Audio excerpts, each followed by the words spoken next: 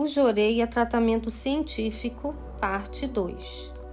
Nem é preciso dizer que a essência do Sol, a qual já me referi, é o próprio espírito do Sol. Entretanto, por que até agora ele não se manifestara na Terra? Existe um motivo profundamente misterioso que desejo explicar minuciosamente. Como eu já disse, o ser humano é constituído de espírito e matéria. Do mesmo modo, a Terra é formada pelos mundos espiritual e material. O mundo espiritual, por sua vez, é composto pelo mundo da energia espiritual e pelo mundo atmosférico. O que caracteriza o primeiro é a regência do fogo sobre a água, e o segundo, a regência da água sobre o fogo, ou seja, são o Yin e o Yang. De acordo com esse princípio, a combinação da essência do Sol com a da Lua, presente em todas as coisas do universo, nutre o globo terrestre. É como o pai e a mãe, que em colaboração criam os filhos. Dessa maneira, é por meio da atuação conjunta do Sol, da Lua e da Terra que surge a força da natureza, e através dela, todas as coisas nascem e se desenvolvem. Esta é a realidade do universo. O ser humano é o Senhor, o centro de tudo. Depois de Deus, ele é a existência máxima. Por esse motivo, as demais coisas existem em função de sua existência e de seu desenvolvimento. Tudo o que eu disse até aqui representa a relação entre o ser humano e o universo. Mas preciso esclarecer que se aproxima uma grande e surpreendente mudança. Trata-se de um fato sem precedentes na história. Até o presente, o mundo era noite e está prestes a se transformar em dia. Se eu disser que a aurora desta mudança é a época atual, possivelmente as pessoas não compreenderão e até zombarão de mim. O dia e a noite só existem no espaço de 24 horas. Relacionar isso a um intervalo maior de tempo é um absurdo. E isso é compreensível. Eu também pensaria assim se não tivesse conhecimento da realidade. Todavia, desde que a conheci através da revelação divina, não posso deixar de acreditar. Se lerem esse artigo atentamente, com certeza hão de me entender, posto que se trata da verdade. A Terra está envolta pela atmosfera, que é a fusão harmoniosa do mundo da energia espiritual, em que o fogo rege a água, com o mundo atmosférico, em que a água rege o fogo. O dia e a noite, perceptíveis pelos nossos 5 sentidos, correspondem ao dia e à noite materiais. Mas isso é preciso saber que existem o dia e a noite espirituais, que transcendem o tempo.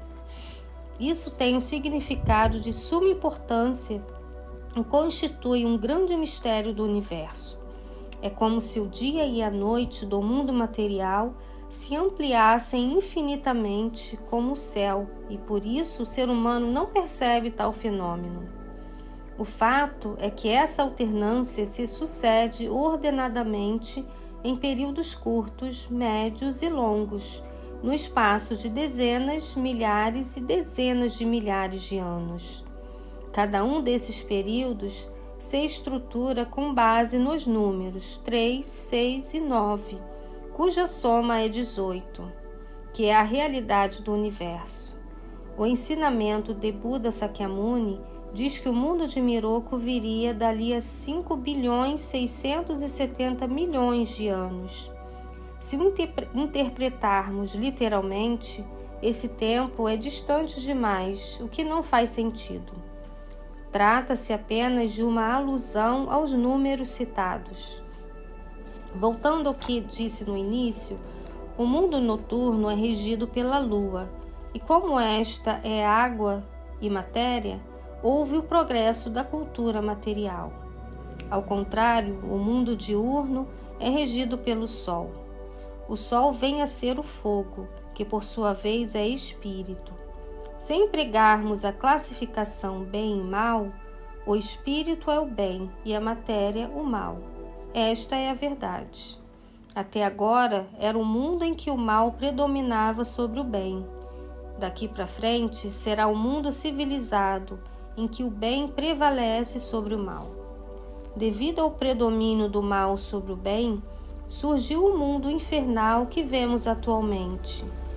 Se esta realidade perdurar muito tempo, a humanidade se extinguirá. E a descoberta da bomba atômica é um indício dessa afirmativa.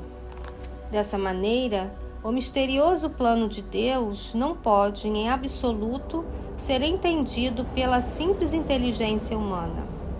Com o que acabamos de dizer, creio que puderam entender, de modo geral, a mudança que ocorrerá no mundo daqui para frente. O fim do mundo e a chegada do reino dos céus, profetizados por Jesus Cristo, referem-se a essa mudança, e a extinção da doença, da pobreza e do conflito, proclamada por mim, é condição fundamental dessa mudança. A eliminação da doença, por sua vez, é a base de tudo. Visto que Deus me concedeu a chave para tal, atualmente tenho a solução da questão da doença por foco principal.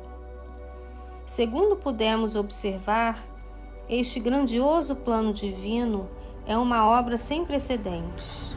Em consequência, a civilização sofrerá uma revolução e, evidentemente, será um marco histórico da humanidade. Por se tratar de uma teoria por demais surpreendente, creio que uma simples leitura deste artigo deixará as pessoas confusas, com dificuldade para compreendê-la. No entanto, como esta é a realidade e este momento é iminente, desejo que despertem o quanto antes. Aqui quero expor algo muito importante sobre o qual já tive a oportunidade de falar. Trata-se do acúmulo dos pecados cometidos no longo período de predomínio do mal sobre o bem, durante o desenvolvimento da cultura material. Relacionando isso ao ser humano, materialmente, são as toxinas medicamentosas, espiritualmente, são as nuvens espirituais geradas pelo mal. Com o aumento do elemento fogo no mundo espiritual, o processo de purificação se intensificará e, no final, haverá uma prestação de contas definitiva. Se isso for o juízo final, também profetizado por Jesus Cristo, o ser humano precisará ultrapassar essa barreira. Se fracassar, seja quem for, sofrerá extinção eterna. Não sou eu que anuncio isso agora, mas é algo que já foi previsto por diversos santos e sábios ao longo de milhares de anos. Crer ou não crer fica a critério de cada um. Atualmente, como prova para as pessoas acreditarem, estou manifestando milagres que não dão margem a qualquer dúvida. 10 de fevereiro de 1954.